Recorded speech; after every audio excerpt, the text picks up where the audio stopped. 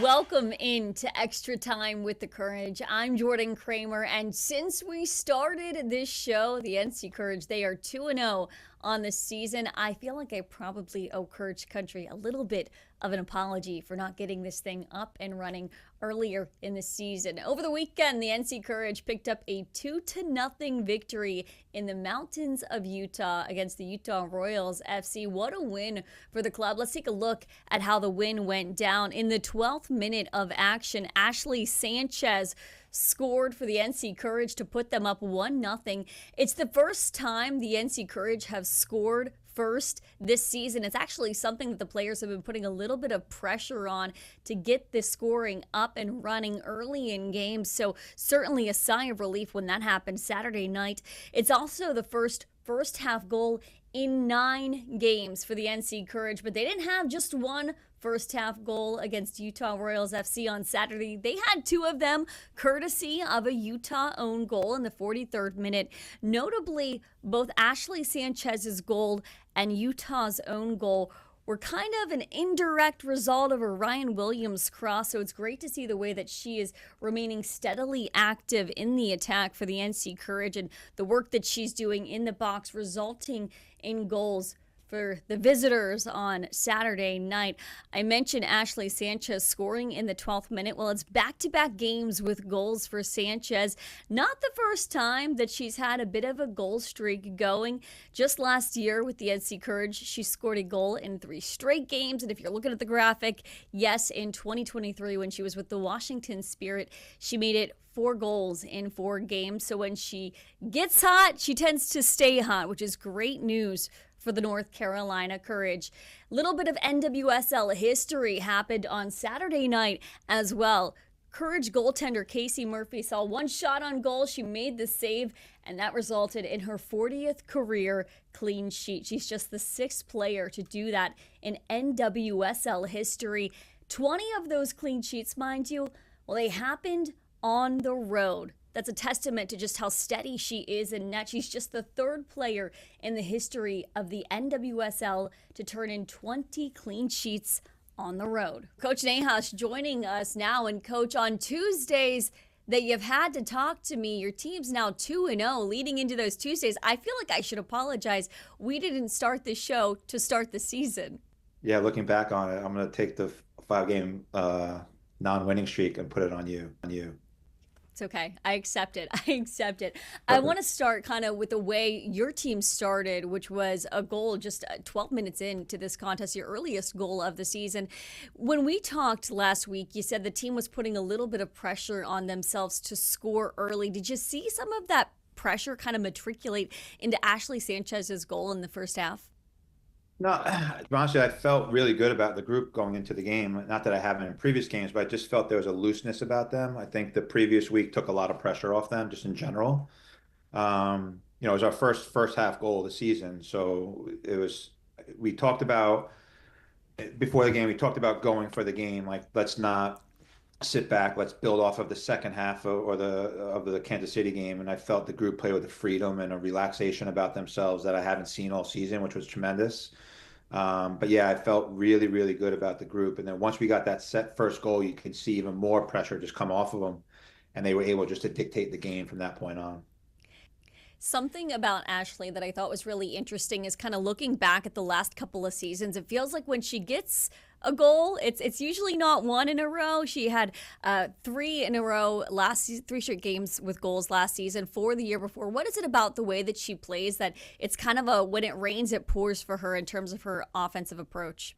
Yeah, someone like Ash she's a field player. So if she's feeling the game and she's feeling the rhythm, that's when she's at her best. If she's put in a box a little bit, it could sometimes take away from her qualities. And us moving her back into the inside has helped her tremendously and helped us tremendously. And she's a confidence player as well. So when you get into these rhythms, you start to feed off it. I mean, I pulled her aside before training today and said, "Look, you've had 2 really good weeks. Now, can we put a third together? Let's not let this go backwards. Let's build on the momentum and push ourselves and challenge ourselves." But that's just typical of a player like that, just the way they play. And if they're out of rhythm, that's when you can sort of start to feel the breaks. But she's been in a great rhythm of late. We've talked a lot recently as well in terms of just being a little bit more aggressive on the offensive approach. You outshot Utah 6-1 on Saturday night. Do you feel like that aggression, that message is kind of finally resonating with the team? Yeah, I think it's also us being dominant with the ball. I Mhm. felt in the game, we we talked about certain things that we wanted to see in possession and that's not be so direct where we just couldn't didn't keep it. And there were some moments in the game, including our first goal, where we had the ball for minutes at a time and we're really able to dictate the game, establish the way we wanted to play. Our build out was really good.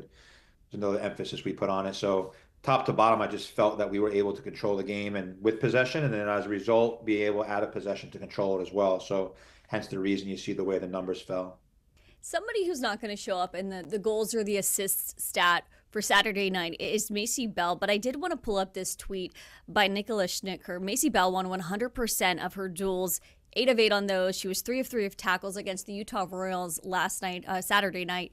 You all have a really unique relationship. She's from Kansas, but she came here to play her last season of high school soccer, played in the youth academy under you. How have you seen her great game grow from being an academy player to now being on the proper team?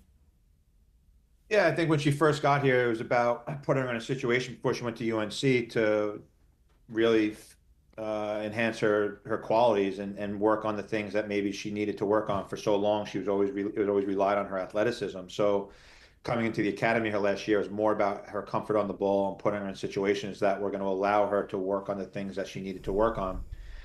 Now that she's in with us in the first team, I think over the course of this year alone, we've seen an evolution because the one thing that we wanted her to focus on was her distribution because of how we play.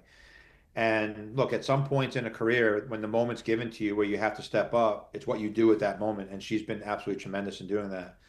Yeah, I know Mace quite well, and I know her personality, and she's a hard one to read in many ways, but she's someone that cares deeply and wants to be pushed and wants to challenge herself every day. But she stepped in unbelievably well, and she's getting more and more comfortable, which doesn't surprise me. But we want to continue to see her evolve in possession so that she can become a complete player. I love that you've been able to see her from a high school player to now being able to coach her as a pro, such a unique aspect of just the game of soccer in general. As we look ahead, Coach, to next week, you're playing the Orlando Pride, the reigning champs. They've got players like Barbara Banda, who's just lighting it up right now, Marta, who is an all time world class player. What's going to be key for the Courage at home in that match? Just staying true to us. I think we have to give them respect because of who they are and what they've done over the last year. What they've built within that club has been fantastic over the last couple of years. They have a great group who they want to press you high. They want to push you into situations that are going to make you uncomfortable. They'll try and play through the lines at times, and their pace in the wide areas is tremendous. So for us, we just got to stay true to us and continue to feed off and build off of the stuff that we've been doing the last couple of weeks with our system and keep putting players in good spots. But if we have a trust in ourselves and we feed off of the last couple of weeks, then I think things are always going to be okay. Um, but obviously, winning a couple of games in a row gives you that confidence. We're home, but we have to be ready for a challenge, just like we should any given week in this league. That game is trending towards a sellout over at Wake Med Soccer Park. When you have that kind of environment, what does that do for the team? And you look at the Kansas City game, Mhm. our fans helped us get through that game, especially when we got the equalizer. There was a sense that maybe we could do this, and our fans helped us through it.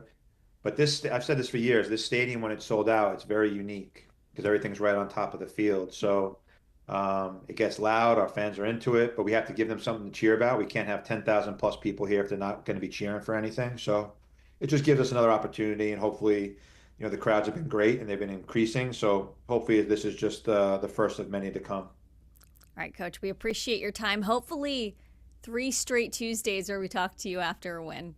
Hopefully, yes. Thank you.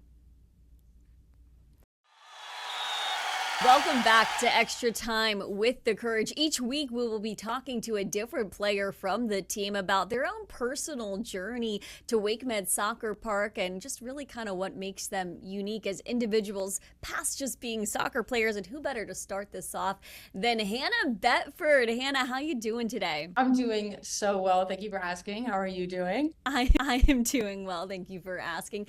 This is kind of the perfect start for you because you had a bit of a trip down memory lane this past weekend, going back to Utah. You played with the Utah Royals just last season. What was it like, kind of being back in your old stomping grounds? And I know you had a lot of interesting fan interactions this weekend. My goodness, I drew a mustache on a child. Like I don't know. It was why. Like I don't know. But it was definitely. It's always a little weird going back to the club you were at so recently.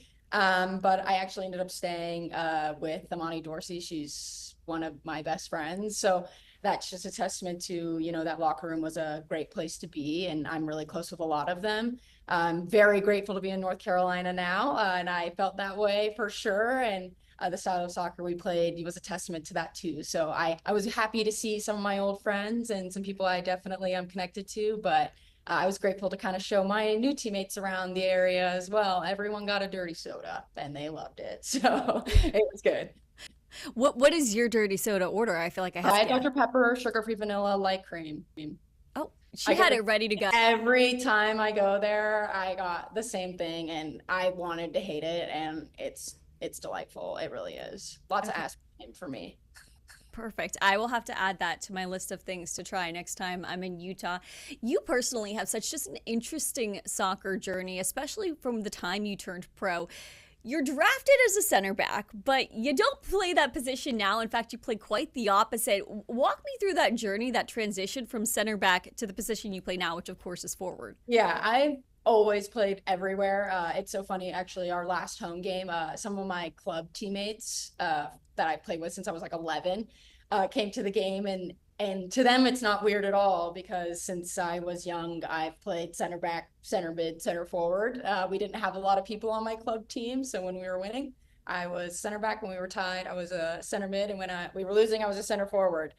So moving around, I'm no stranger to, and the exact same thing happened in college. We started out as a center forward, and we had some injuries and things of that nature. So I went to outside back, and then Tony was like, "Well, you're already back here, so might as well play center back."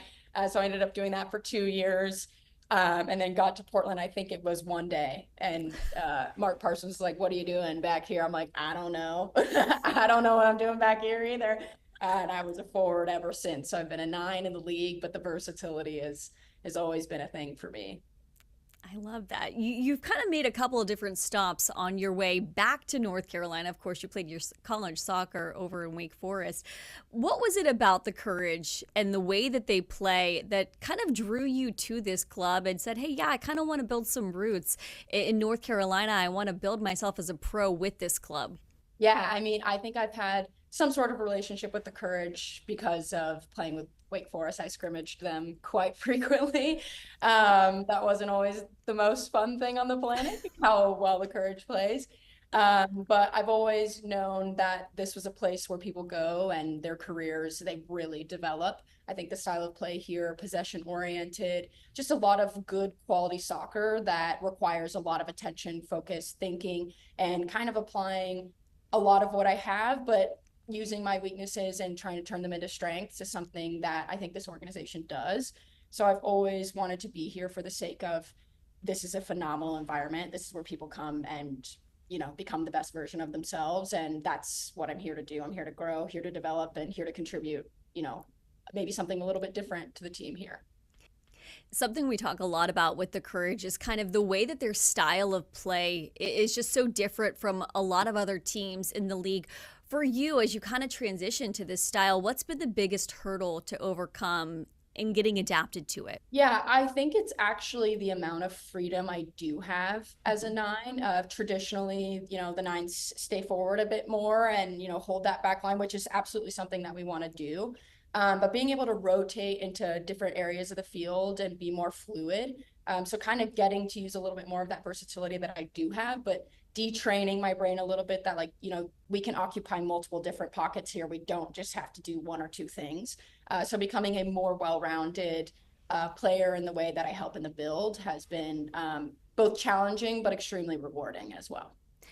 Coach Nahas talked a lot about your work ethic last week leading into that game against Utah. He said that you have work ethic to a fault at times, which is kind of an interesting compliment for a coach to say. Where do you feel like that work ethic stems from? I have no idea. I think I was just born this way. I've been like this since I was little. I've always been the kind of person that if I'm going to do something, I'm going to do it all the way. And that's something, part of that detraining element, like I said, with Sean comments on that in the sense that, sometimes less is more. And yes, you want to put your full effort out there, but if you're running too much, you can't get the ball in the way that you want to. So that's a big reason, a big example of why I'm here is like, how do we use that work rate, but also allow myself the opportunity to, get on the ball a bit more and use my skill set a bit more. That doesn't include just the hard work aspect. So I think I was born that way. I have no idea where it came from. My mom is a very hardworking, amazing individual, and I think that it's just genetic. Perfect little pre-Mother's Day shout out there as well. You worked it in like an absolute pro.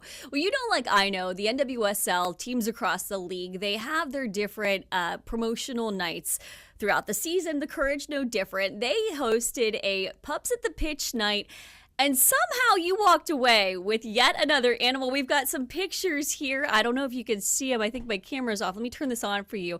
You almost look like you're in pain looking at this dog here. That's not the case, because that is now one of your new pets. Walk me through how this happened. I think the pain was very intense cute aggression. I think that was what I had.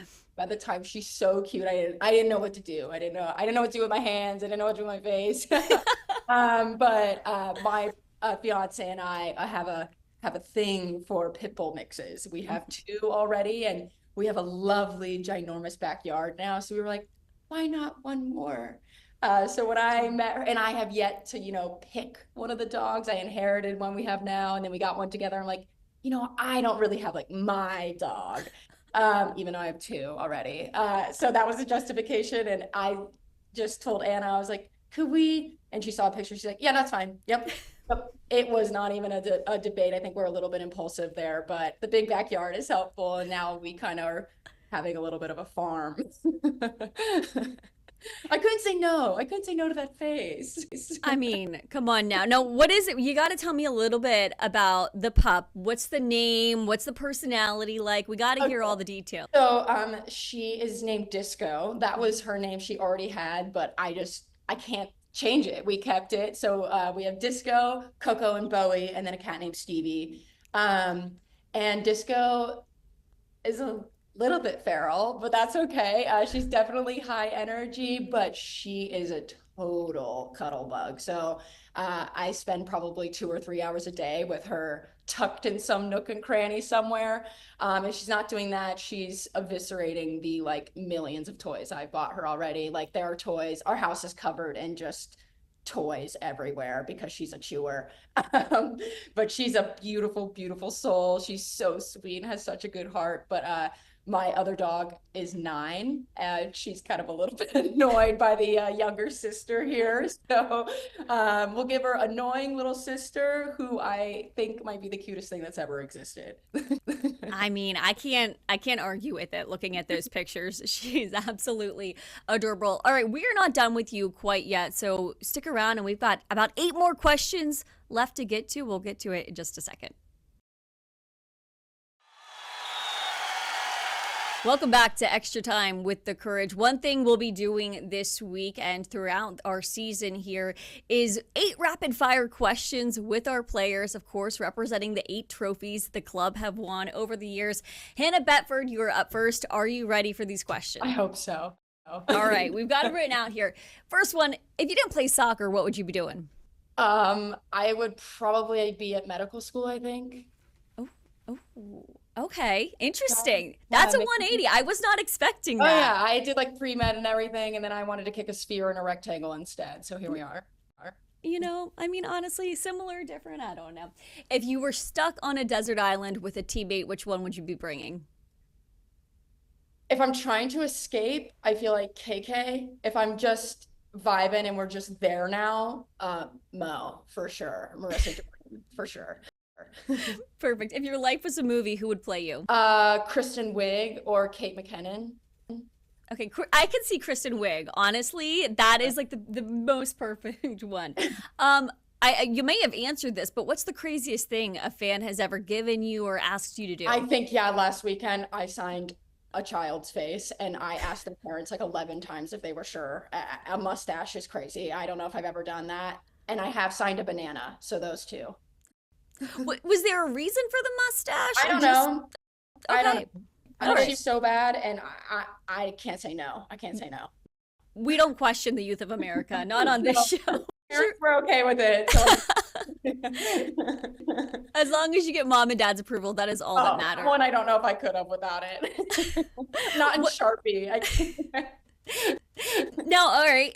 What's your most used emoji? Is it the mustache or something else? No, I think my most used emoji is probably either the salute, because I use it ironically, or the one with all the little hearts around it, the like smiley heart one. Okay, perfect. A little bit different there. I love kind of the versatility with your emoji game. Yeah. I feel like you've been in North Carolina long enough between college and now to kind of answer some of these North Carolina-based questions. Okay. Beach or mountains if you're on a week beach? Okay, done. She said, I already know that. I'm from Charleston. I can't not say beach. That's fair. That's very fair. Yeah. What's your cookout order? Grilled chicken sandwich, Cajun style, chicken nuggets, Cajun fries, and if I'm feeling spicy, a cheerwine float, but usually a Diet Coke. Okay, this goes into my last question. Cheerwine, yay or nay? Yay. Who is anti-cheerwine? That's so weird. Like, you're wrong. It's good. It's yummy. I'm not going to drink it all the time, but yeah, it's good. It's good. All right. I think we have a sponsorship with Cheerwine that we need to get going right now. I will stand Cheerwine for sure. All right. Hannah, thank you so much for your time. And thank you for being our first player on Extra Time with the Courage. I am so honored. Thank you. I appreciate you. Go Courage. Woo. Well, I mentioned this a couple of times now, but the NC Courage on a 2-game win streak, hoping to make it 3 as the Orlando Pride pay a visit to Wake Med Soccer Park on Saturday, May 10th. You take a look at the way these two teams have started the season. A little bit of contrast there. The Orlando Pride sits second in NWSL standings at 5-0-2 on the season. Meanwhile, the Courage 2-2-3 to start the year. Orlando started this season on a 4-game win streak, but they've hit a little bit of a wall here since the end of April. They've lost 2 of their last 3 games, notably a 1-0 loss most recently on the road at Portland. They also come into this game with some goalie questions right now. Goalkeeper Anna Morehouse was subbed out in that last game against Portland. No word yet as to whether or not she will start in net for the Pride on Saturday night. You talk about these two teams, you talk about the Orlando Pride. Well, pretty quickly that conversation going to involve Barbara Banda and Marta. They are 2 legends of the game, especially right now. Marta, an all-time great when it comes to women's soccer.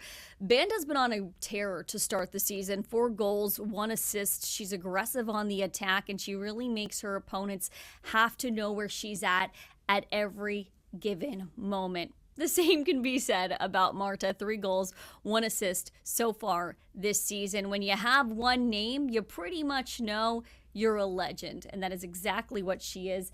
This team's really aggressive when it comes to the way they approach their offense. They've got 21 shots this season. That leads the NWSL, so that means Casey Murphy and the Courage's backline really going to have their work cut out for them on Saturday night. That game trending towards a sellout over at Wake Med Soccer Park. The place to be, well, it's been the Courage's mantra all season long. They're certainly proving that to be the case on Saturday night. Hopefully when they pick up their 3rd straight victory of the season. Of course, next week we'll be talking all about that matchup with the Orlando Pride. But for now, we'll say goodbye and see you next week.